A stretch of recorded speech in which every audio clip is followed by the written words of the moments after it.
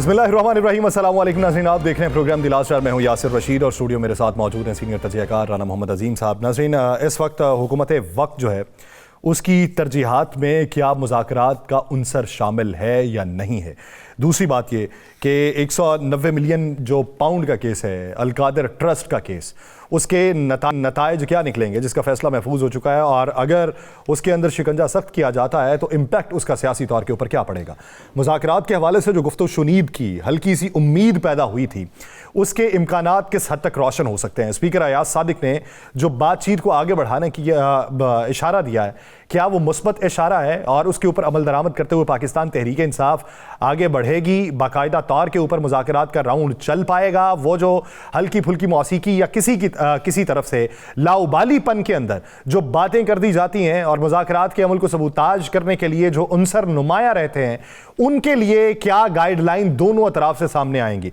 आसिफ अली जरदारी साहब की खामोशी जो है, वो खामोशी किन वजूहात की बुनियाद के ऊपर है कि जमीयत उलमा इस्लाम फ़े उनके ऊपर एतराज़ात उठा रही है और वो ये कह रही है कि उन्होंने एतराज़ात रखे थे और हमारा एक्ट अब बाकायदा तौर पर कानून बन चुका है, जो बिल था वो अब कानून की शक्ल इख्तियार कर चुका है, तो अब उसके अंदर मजीद बातचीत नहीं हो सकती। करनी है तो नजरसानी के तौर पे होगा, लेकिन पहले गजट नोटिफिकेशन का इजरा बहुत ज़रूरी होगा।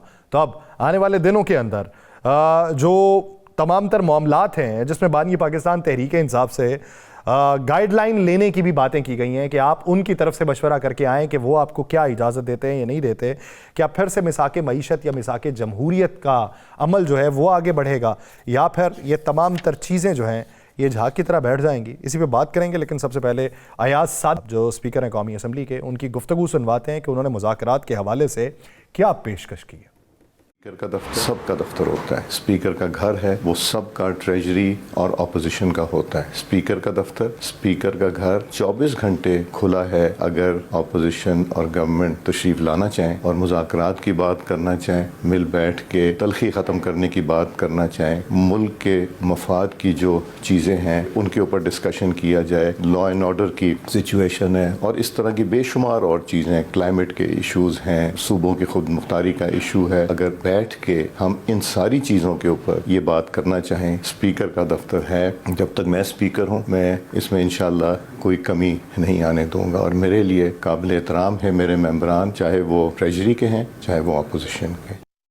सही, अब इसके ऊपर इरफान सिद्दीकी साहब की राय क्या है वो भी ज़रा मुलाहिजा कर लेते हैं। सेनेटर हैं पाकिस्तान मुस्लिम लीग नून के, उनकी राय भी ज़रा मुलाहिजा करें। पहले आप यकसू हो जाए, खुद 7 आदमी जो हैं वो पहले खुद मिल बैठे कि हम क्या चाहते हैं, फिर वो चले जाएं खान साहब के पास, उनको समझाएं ज़रूरत हमसे मुज़ाकरात करने से पहले ये है कि वो खान साहब से मुज़ाकरात करें, उन्हें कायल करें कि अब क्या करना है। वरना होगा ये कि वो आएंगे, हम उनकी बात मान जाएंगे, वो हमारी बात मान जाएंगे, लेकिन जब वो डाला जाएंगे तो कहेंगे तुम कौन हो भाई, मैं ये बात नहीं मानता। सो पहले वहाँ से एक वाज़े खरा दो टोक असली मैंडेट लेंगे, वहाँ से एक वाज़े मौक़िफ़ लेके आ जाएं, फिर कर लेंगे। अब इस ज़िमन के अंदर सुन्नी इत्तेहाद काउंसिल के सरबराह जो इत्तेहादी हैं पाकिस्तान तहरीक इंसाफ के, साहिबजादा हामिद रज़ा, उन्होंने क्या राय रखी है वो भी मुलाहिजा कर। मेरी सोच और मेरे नुक्ता नज़र के अंदर कोई भी बात धीमी हमें करने की, ऑन द लो टून जाने की हमें कोई ज़रूरत नहीं है, इसलिए कि हम रिसीविंग एंड के ऊपर हैं। इस हुकूमत की फिस्तायत, इस हुकूमत का जुल्म, इसका टॉर्चर, इसका गैर इंसानी सलूक, उसके ऊपर। राना साहब, गुफ्तगू सुनी, हामिद रज़ा साहब कहते हैं कि लोअर टोन यानी धीमा लहजा अपनाने की मुज़ाकरात के लिए हमें ज़रूरत नहीं है, और दूसरी तरफ से अयाज सादिक साहब की जो बात है, इरफान सिद्दीकी साहब की जो बात है, उनकी तरफ से जो पेशकश है, क्या मंजरनामा। बिस्मिल्लाहिर्रहमानिर्रहीम, वस्सलातु वस्सलामु अलैका या सय्यदी या रसूल अल्लाह, अस्सलातु वस्सलामु अलैका या सय्यदी या हबीब अल्लाह, ताजदार ख़त्म नबूवत जिंदाबाद जिंदाबाद। यासर, आपने 4 बातें की हैं, 4 सवालात आपने रखे हैं जी, चारों के जवाब देता हूं मैं, लेकिन पहले आपने ये मुज़ाकरात की बात की। जी जी, मैंने गुज़श्ता रोज़ भी प्रोग्राम में कहा था मुज़ाकरात नहीं होंगे, मैं अब भी कह रहा हूं मुज़ाकरात नहीं होंगे। मुज़ाकरात के दरवाजे बंद हो चुके हैं। मुज़ाकरात के दरवाजे बंद उस सियासी ग्रुप की तरफ से हुए हैं जो किसी सूरत में मुज़ाकरात नहीं देखना चाहता, जो किसी सूरत में बानी तहरीक इंसाफ के हवाले से कोई नरमी नहीं देखना चाहता, जो किसी सूरत में भी तहरीक इंसाफ को कोई रिलीफ मिलता नहीं देखना चाहता। बड़ा सियासी ग्रुप हो, उसकी तरफ से ये मुज़ाकरात के रास्ते बंद हैं। स्पीकर साहब ने बड़ा अच्छा बयान दिया, कोई शक नहीं। तो क्या स्पीकर साहब बुला नहीं सकते? बुला सकते हैं ना? बुला सकते। आए जनाब अपोजिशन लीडर साहब, आप भी आए, 5 रुकनी कमेटी आए, बताए मुझे क्या मसले हैं, आओ बैठ के बात करते हैं, उनके सुने, उन्हें समझाए, उनसे समझे, आगे बात कर लें। उसके बाद बेहतरीन मुज़ाकरात का राउंड चलता है, पूरी कौम को उसमें इत्मीनान मिले। फिर जो ग्रुप उससे भागे, जो सियासी टीम उससे भागे, कौम देख लेगी कि कौन मुल्क के अंदर अमन नहीं चाहता, कौन मुल्क के अंदर सियासी इस्तेहकाम नहीं चाहता, कौन मुल्क के अंदर मुआशी इस्तेहकाम नहीं चाहता। क्लियर हो जाएगा। मैं आपको फिर कह रहा हूं कि जनाब फैसले जो होते हैं ना, फैसले मुज़ाकरात के, उसमें ना वो जो कल आपने एक फिक्रा कहा था सोतनों वाला, वो नहीं इस्तेमाल होता। पहले तो होता था जी तहरीक इंसाफ की तरफ से एक आदमी कुछ बोल रहा है, एक कुछ बोल रहा है। अब ये सारी चीज़ें मुस्लिम लीग नून की तरफ से हो रही हैं। मुस्लिम लीग नून के फैसले की पावर किसके पास है? आपसे मैं पूछ रहा हूं, मियां नवाज शरीफ साहब के पास वो किधर है? कोई सियासी बयान, कोई मियां नवाज शरीफ साहब की सियासी मुलाकातें, कुछ भी नहीं। इसका क्या मतलब है? इसका मतलब है या वो चाहते नहीं, या वो बेबस हैं, तो या उन्हें खामोश करा दिया गया। तीनों में से एक चीज होगी ना, इसके अलावा तो कुछ नहीं। आज मियां नवाज शरीफ जिनको पाकिस्तान लाया गया कि मुस्लिम लीग नून जो है उसमें जान पड़ जाएगी, मुस्लिम लीग नून जो है वो बहुत आगे निकल जाएगी, तहरीक इंसाफ का तोड़ के तौर पर मियां नवाज शरीफ साहब को लाया गया और आपने उन्हीं को तोड़ के रख दिया। सिवाय कबूतर उड़ाने के आपने उनके साथ किया क्या? पार्टी के सदर वो हैं, वजीर आज़म के उम्मीदवार वो थे, नहीं बने, चले भाई बन गए, कोई मसला नहीं। लेकिन उनकी खामोशी एक बहुत बड़ा सवाल है, एक सवाल या निशान भी है कि मियां साहब क्यों खामोश है।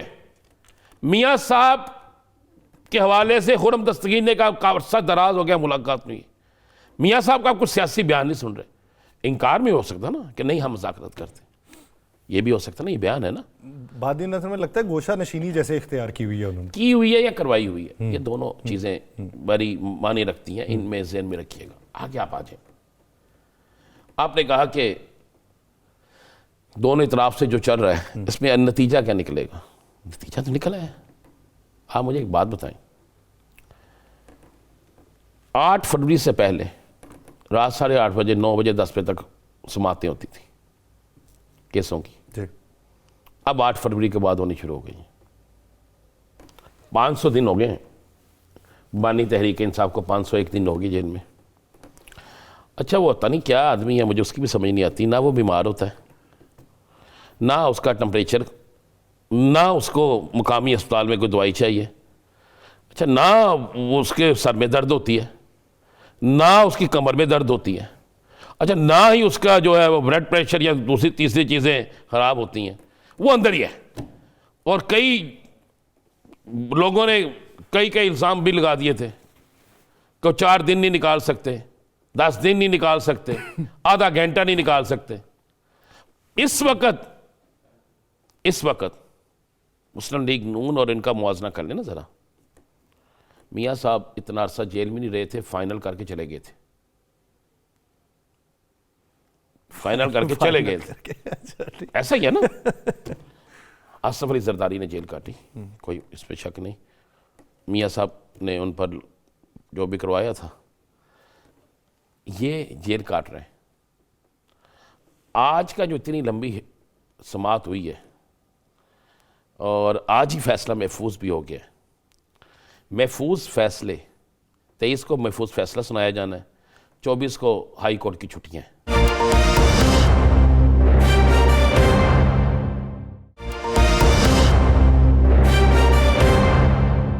सरमा की तातीलात है। उसके बाद जाके जो भी फैसला होगा उसको चैलेंज किया जाएगा। अल्लाह करे, मुझे नहीं पता क्या फैसला होगा, लेकिन मैं तो उतनी बात करूंगा ना जितनी हमें गुंजाइश के मुताबिक हम कर सकते हैं। फैसला आने के बाद फिर उसके हरकत पे की जाए। जब मुज़ाकरात का अमल बढ़ाना हो ना तो उसकी कोई निशानियाँ होती हैं, और जब ऐसे ही काम करने हो, ऐसी चीज़ें होनी हो, मुज़ाकरात को बंद करना हो, तो उसकी भी कुछ निशानियाँ होती हैं। तो उसकी निशानी आपको 8:29 पे मिल गई थी। और जब आपको 8:29 पे वो मिल गई थी, तो उसके बाद भी अगर आप यही दिखाएं, हम दिखाएं लोगों को इनके शॉट, तो ये फिर इसी तरह है कि हम ये साथ लिखें कि ये देखिए बदलता है रंग आसमान कैसे कैसे, दिन में क्या है, रात में क्या है। अच्छा, बल्कि मैंने तो आज इल्तजा करूँगा, हमारे चीफ जस्टिस साहब ने आज बड़ा अच्छा कहा कि अब जजिस भी और वकला भी इनसे बड़े अच्छा रखना चाहिए, आम साइन से भी इनका रवैया अच्छा रखना चाहिए। और मैं गुजारिश करूँगा कि पाकिस्तान की जेलों में जितने बंद हैं, जो पाकिस्तान की जेलों में नहीं बंद, चाहे वो सियासी हैं या कोई भी कैदी हैं या कोई भी हवालाती हैं, ऐसा ही एक हुक्म जारी फरमा दें कि तमाम लोगों के मुकदमा रात 8:30 बजे तक सुने जाएंगे, आधी जेलें खाली हो जाएंगी, 70% मुकदमा खत्म हो जाएंगे। अडियाला जेल की मिसाल हम कोटलखपत जेल में क्यों नहीं देते? इसकी मिसाल गुजरांवाला जेल से क्यों नहीं आ रही? इसकी मिसाल बाकी अदालतों से क्यों नहीं आ रही?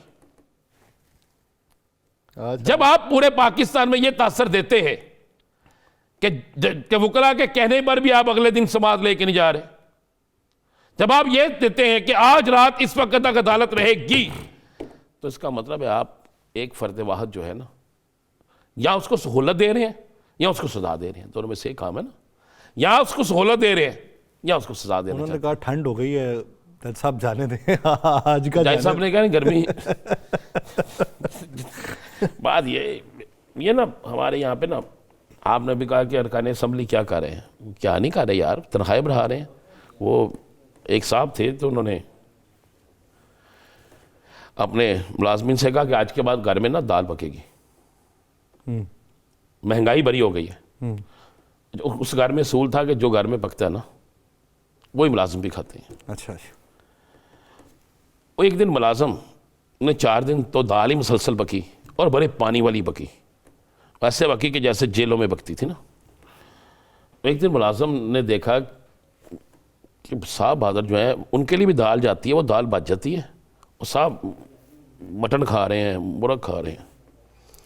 उन्होंने कहा जनाब हजूर, आपने कहा हालात ख़राब हो गए, हमारी तनख्वाह भी कम कर दी आपने, लेट भी कर दी, हमें रोज़ाना आप वही दाल खिला रहे हैं, लगता है कि एक ही पकी हुई दाल है जो रोज़ाना खा रहे हैं हम, तो आप यहाँ पे मुर्ग खा रहे हैं, तो हालात, उन्होंने कहा हालात ताड़े खराब हुए ने, साढ़े नहीं हुए हालात तुम्हारे खराब हुए, हमारे नहीं हुए। तो अरकान असम्बली की तनख्वाहें बढ़ गई, और क्या करें, हालात तो हमारे खराब है।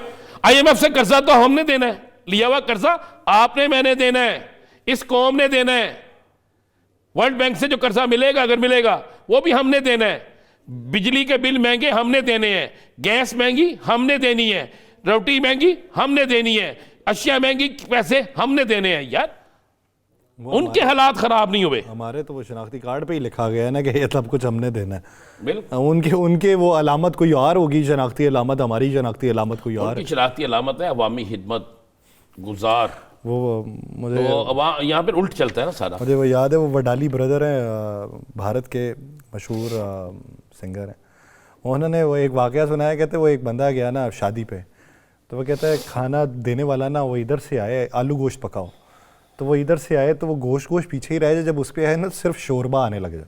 कहता वो तीसरी बार भी जब आया ना तो उसने शोरबा डाल दिया। तो उसने कहा बात सुन, जेब से शादी का कार्ड निकाला, कहता है इस पे देख कि क्या इस पे मेरे नाम पे शोरबा ही लिखा हुआ है तो हमारे शनाख्ती कार्ड पे हमारे नाम पे ही लिखा हुआ है कि सर वो महंगाई जो है ना वो हमारे लिए, वो सारा कुछ हमारे लिए। सर हमने कभी इस बात के ऊपर गौर किया है कि कल हम खबर सुनते हैं परसों कि इधर इनकी वज़रा की तनख्वाह या अरकान असम्बली की तनख्वाह बढ़ा दी गई, हम ये खबर नहीं देखते कि यूनान की कश्ती हादसे में 40 पाकिस्तानी मर गए हैं, किन हालात में पाकिस्तान से निकलने की तगोदो कर रहे थे। और ये वो लोग हैं जिन्होंने पैसे भी दिए, 95 लाख बहनों का जेवर बेचा, किसी ने घर गिरवी रखा, किसी ने जमीन गिरवी रखी, बच्चे गए, बच्चे मर गए, जिंदगी की बाजी हार गए।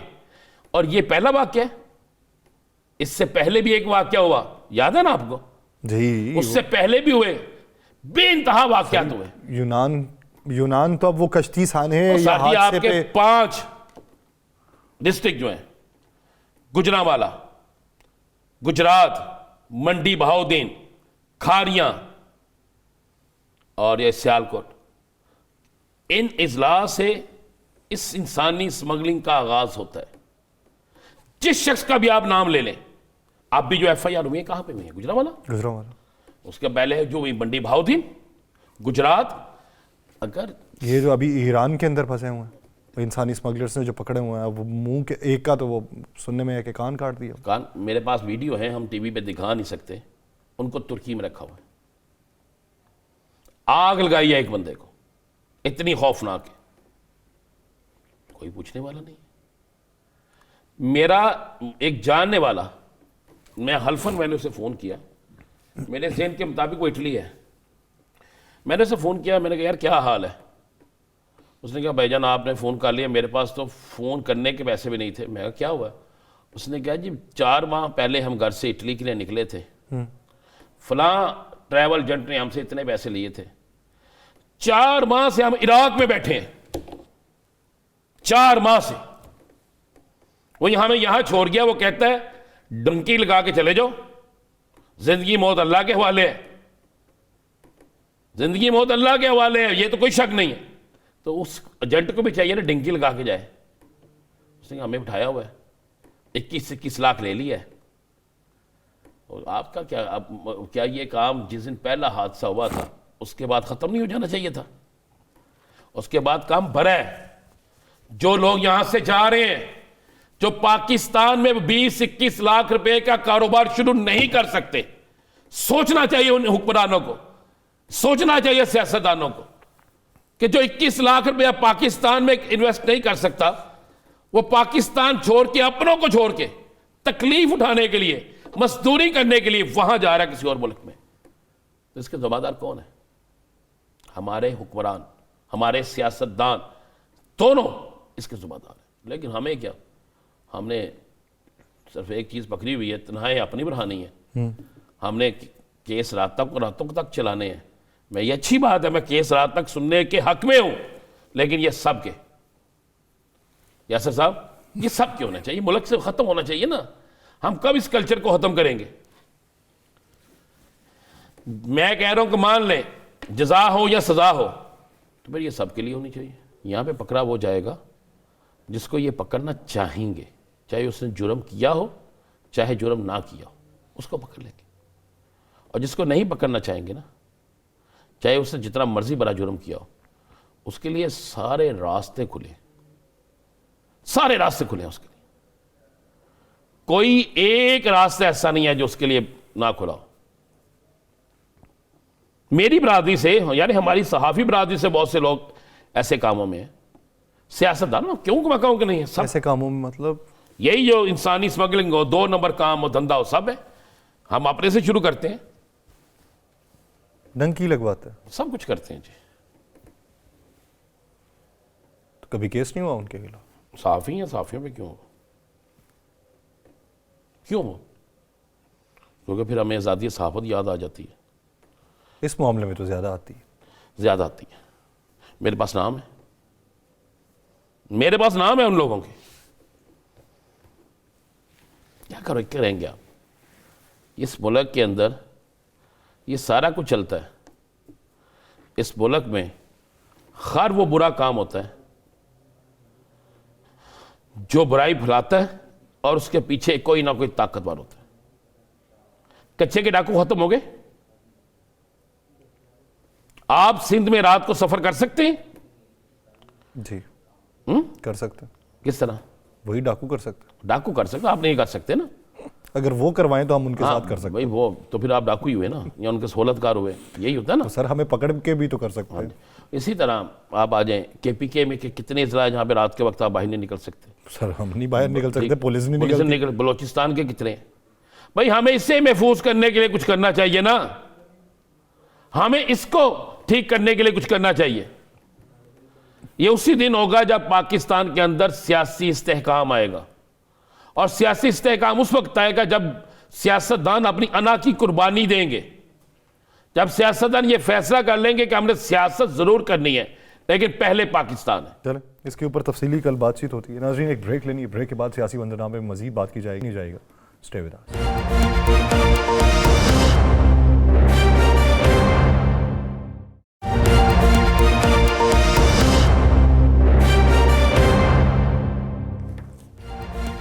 ब्रेक के बाद खुशामदीद नाज़रीन। मौजूदा सूरत हाल में पंजाब हुकूमत की कारकर्दगी कैसी है? पंजाब हुकूमत के अब तक के इकदामात क्या हैं? पाकिस्तान तहरीक इंसाफ मुज़ाकरात के लिए किस हद तक आमादगी का इजहार कर चुकी है?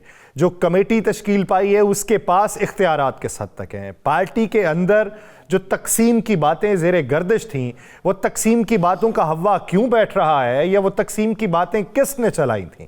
अभी तक की हिकमत अमली के मुताबिक सिविल नाफरमानी की कॉल के ऊपर अमल दरामद होना था, तो क्या वो उजलत में दिया गया बयान था, या हिफ्ज़े मातकद्दुम और किसी मंतिक और मसलहत, या फिर किसी दूर अंदेशी के तहत किसी के कहने के ऊपर वो कॉल वापस ली गई है? इस तमाम मंजरनामे में बात करेंगे। हमें ज्वाइन किया है opposition leader Punjab Malik Ahmad Khan butcher साहब ने।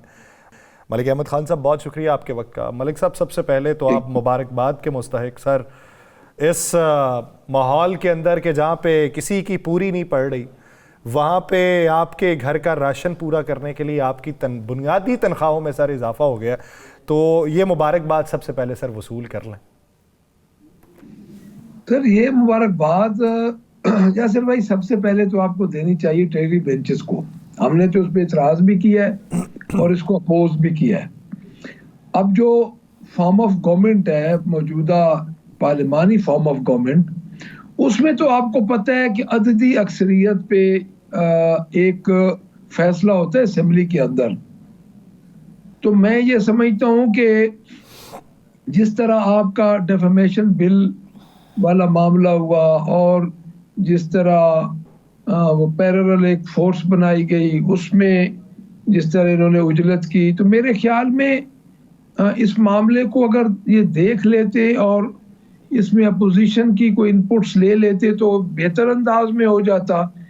तो उसमें मुबारकबाद तो मैं बिल्कुल भी आपकी भाईजान ये वसूल नहीं करूंगा यासिर भाई। अच्छा मलिक साहब, मैंने अज़रा तफन्नुन आपको मुबारकबाद दी थी। सर मलिक साहब नहीं, मलिक साहब हमने कल जिक्र किया था कि आप लोगों ने इसकी मुखालफत की है, और चले किसी तरफ से कभी कोई मुखालफत तो हुई ना, किसी ने तो अपने अजाफे पे चीखा ना। लेकिन मुझे एक बात बता दे, वैसे ही मैं पूछना चाहता हूँ, ये MPA तो होते हैं अवामी खिदमतगार, और डेरे भी चलते हैं। कोई भी MP ऐसा नहीं है जो बस में बैठ के आता हो, ऑटो रिक्शे में आता हो, ऊबर पे आता हो। माशाल्लाह करम है अल्लाह का बड़ा, सब पर करम ही रहना चाहिए। तो फिर इनको क्या ज़रूरत पेश आ गई तनख्वाहों की? इनको तो अवाम की खिदमत करनी चाहिए, अपनी तनख्वाह तो छोड़ देनी चाहिए इन्हें। सर मौजूदा हालात के मुताबिक तो मैं आपकी बात से इत्तफाक करूंगा राना साहब। असल में ये है कि दरमियान में न रखें, या ख़त्म कर दें, और या जिस तरह 1974 के एक्ट में है कि हाईएस्ट जो 22 ग्रेड के इन्होंने रखा हुआ है प्रिविलेज एंड पक्स, और इन्होंने जो अगर आप अब मुझे वो अगर आप देखें ना उसमें आर्टिकल 4 है आई थिंक, अब मुझे कंफर्म नहीं है, जो सैलरी में आता है, तो उसमें इन्होंने यही लिखा। और मेरे नज़दीक वो वैसे ही ब्रीच ऑफ प्रिविलेज है एक अवामी नुमाइंदे की, कि उसने 22 ग्रेड के अफसर के साथ हमें रिलेट कर दिया। तो इसमें बात यह है कि ये पूरे पाकिस्तान में अगर ये हो जाए कि सिंध, बलोचिस्तान, KPK और पंजाब और नेशनल असेंबली में, तो ये कोई इतनी बड़ी बात नहीं है।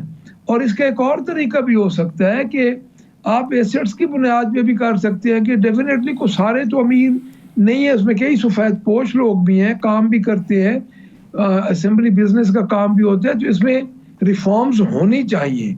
ये बिल्कुल ही एक जिस तरह एक अंधाधुंध काम होता है, ये इस तरह नहीं होना चाहिए, मुझे इत्तफाक है। लेकिन ये पूरे पाकिस्तान में होना चाहिए। देखें KPK में, सॉरी बलूचिस्तान में और सिंध में तो तनख्वाहें मेंबरान की बहुत ज़्यादा हैं। अभी भी आप चेक करें तो अगर ये कोई एज पर कोई उनकी जो पोजीशन है, जो फाइनेंशियल पोजीशन है, उसके बारे में अगर ये कोई क्राइटेरिया बना ले तो ये होना चाहिए। ये कोई बुरी बात नहीं है, आप ठीक फरमा रहे हैं। लेकिन सर एक सवाल ये है कि बकौल हुकूमत के महंगाई की शरह में तकरीबन उन्होंने कोई 20-25% से ज़्यादा कमी के लिए इक़दामात उठाए और हो गई है। तो सर 25 के करीब जब महंगाई कम हो गई हो तो ये 25% कट नहीं लगना चाहिए था तनख्वाहों में?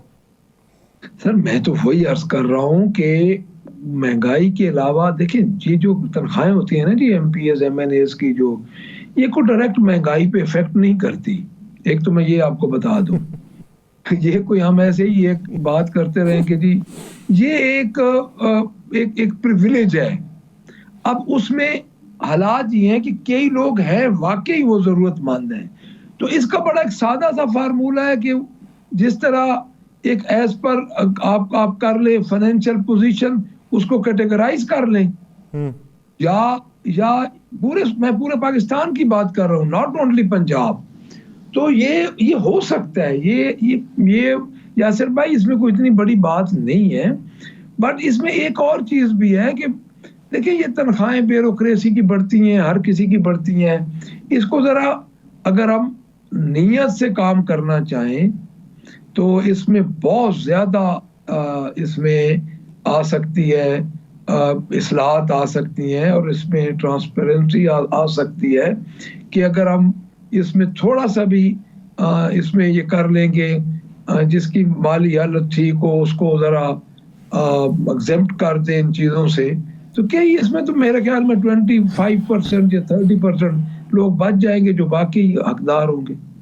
अल्लाह करे जी इतने भी हों, अल्लाह करे, क्योंकि मैंने इलेक्शन लड़ते हुए लोगों को, उनके डेरे चलते हुए लोगों को, उनकी इलेक्शन कैंपेन करते हुए लोगों को देखा है, तो अल्लाह करे आपकी बात। अच्छा जी ये बताएं, फैसला महफूज हो गया है और रात के पहर 8:29 पे फैसला महफूज हुआ है, तो क्या तवक्को रख रहे हैं आप? राना साहब, मैं आपको एक बात बताऊं, जिस तरह फैसले हो रहे हैं, जिस तरह इक़दामात हो रहे हैं, जिस तरह गोलियां चल रही हैं, जिस तरह बिल्कुल एक कानून और दस्तूर जो एक 1973 में 1973 में एक हमने मुश्किल से बनाया, उसको साइड पे रख दिया गया और सिर्फ अपने मकसद के लिए उसमें से शिक्के निकाल के हुकूमत इस्तेमाल कर रही है, तो ना ही मुझे इस फैसले पे कोई हैरत होगी जो भी होगा, और ना ही मैं समझता हूँ कि ये फैसला टिक सकेगा।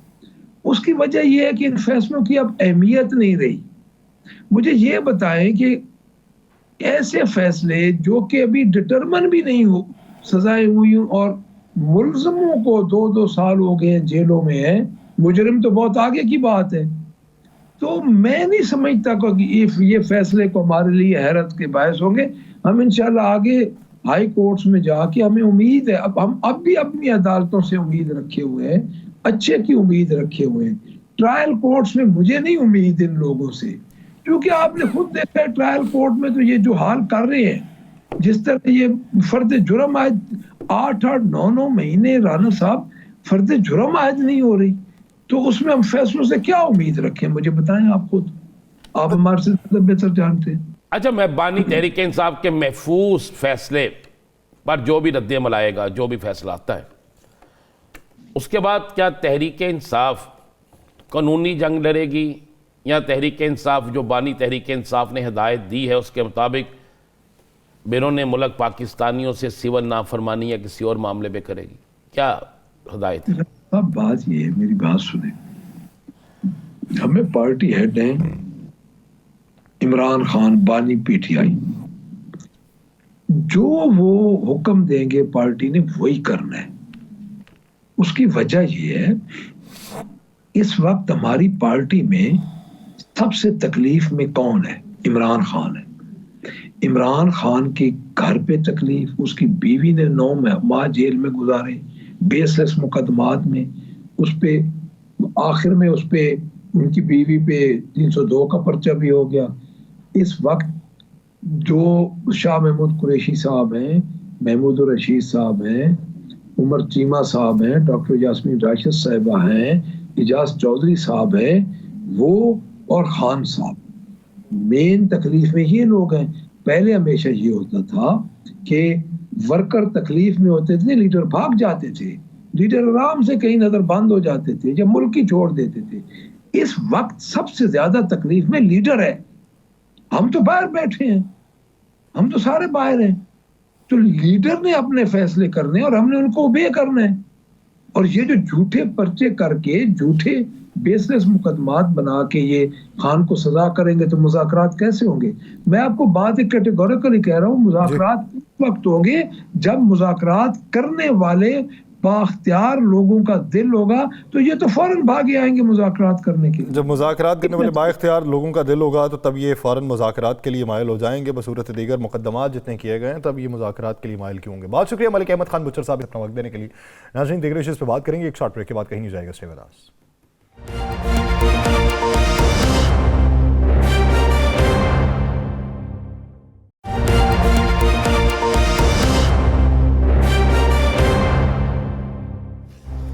ब्रेक के बाद खुशामदीद नाज़रीन, हमने गुफ्तगू सुनी जो कि मलिक अहमद खान बुचर साहब से।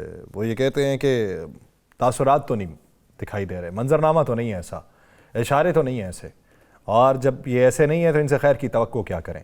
और फिर सिविल नाफरमानी के हवाले से वो कहते हैं कि वो फैसला कुली तौर पे खान साहब का है, जब वो कहेंगे हो जाएगी। लेकिन सवाल जो दो शख्सियात के बारे में, मियाँ नवाज शरीफ साहब, आसिफ अली जरदारी साहब, दोनों इस मुल्क के ऊपर हुक्मरानी कर चुके, दोनों इस वक्त बाइख्तियार हैं, बेबस हैं, जिस तरीके से राना साहब ने पहले उठाई बात।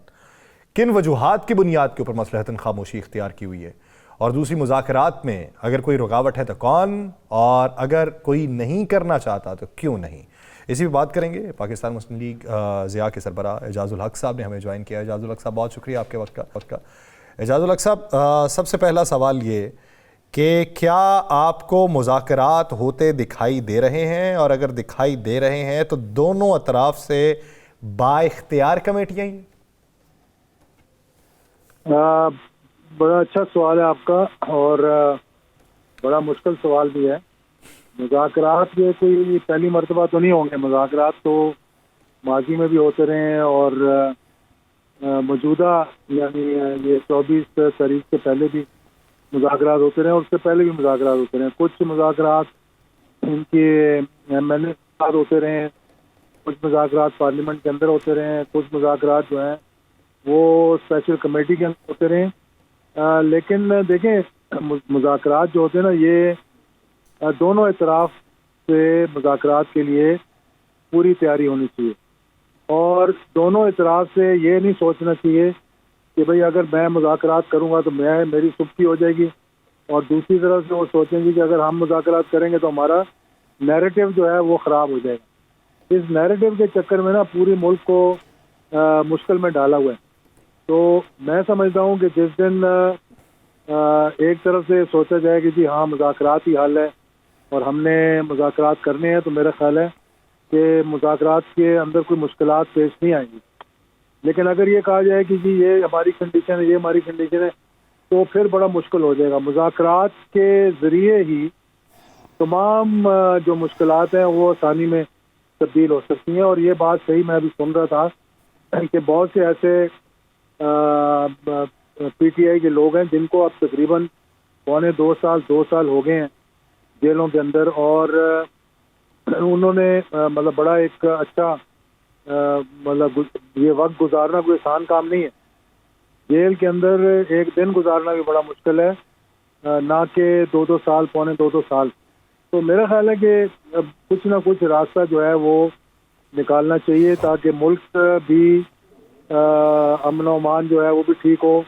इस वक्त मुल्क को बड़ी मुश्किलात। इजाजुल हक साहब, आपने कहा निकालना चाहिए, खबर ये बताएं हमें जो आपके पास है, निकालना चाहिए या निकल रहा है, ये बताइए। नहीं देखें, निकल रहा था मैं कह दूंगा। अच्छा, अब फिलहाल इस वक्त निकल रहा है कि नहीं निकल रहा है ये मुझे मालूम नहीं है, मैं अगले प्रोग्राम में आपको बताऊंगा। नहीं, जो निकल रहा था कितने दिन पहले रुक गया है? निकल रहा था ये 26 तारीख से पहले निकल रहा था। ओके। और उस वक्त काफी पेशरफ्त भी हुई थी। अगर उसी मूड में, उसी डगर में, उसी तर्ज से वो मामला थोड़ा सा और आगे चलते तो मेरे ख्याल में बहुत सी चीजें जो हैं वो रिजॉल्व हो सकती हैं। एजाज साहब, क्या समझते हैं आज के दिन जो एक तवील समात हुई है उसके बाद की खबर ये है कि बानी PTI ने वो जो 7 अफराद हैं उनको कल तलब किया है, बुलाया है मुलाकात के लिए, कोई पेशरफ्त है या फिर मुकम्मल तौर पे दरवाज़ा बंद करने वाली बात होगी?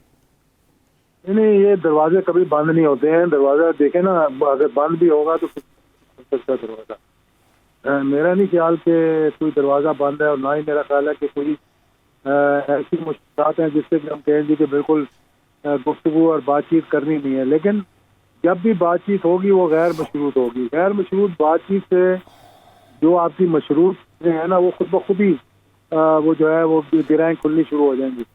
लेकिन ये अभी देखें ना, वो कहें कि हमने मुज़ाकरात करने टीम बना दी, लेकिन जब लेकिन का लफ्ज़ आ जाए ना तो फिर मुश्किलात सामने आ जाती हैं। अच्छा जैसा मियाँ नवाज शरीफ साहब बिल्कुल खामोश है, एक पार्टी जो इक़्तिदार में है उसके वो सरबराह भी हैं। इस सारे मुज़ाकराती अमल से लेकर दीगर मामलात पर कोई उनका बयान सामने नहीं आ रहा, कोई उनकी सियासी सरगर्मी सामने नहीं आ रही। मियाँ साहब गोशा नशीनी में चले गए हैं, मियाँ साहब एक बाकायदा सियासी हिकमत अमली के तहत खामोश हैं, या मियाँ साहब को खामोश किया गया है?